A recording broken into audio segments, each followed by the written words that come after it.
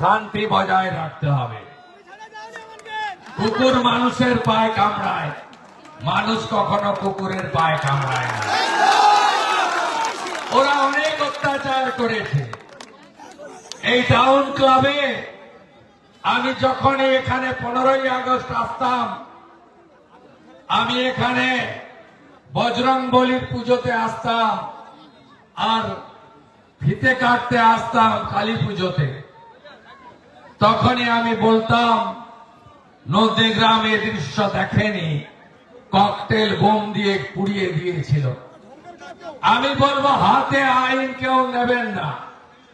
আগামী বিজেপি সরকার ভারতীয় ন্যায় সংহিতা অনুযায়ী, বিএনএস অনুযায়ী প্রত্যেকটা মামলাকে রিওপেন করবে এবং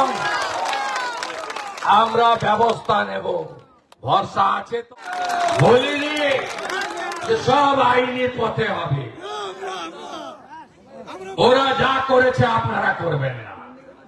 গোটা রাজ্যের বিজেপি কর্মী সমর্থকদের বলবো, শান্তি রাখুন।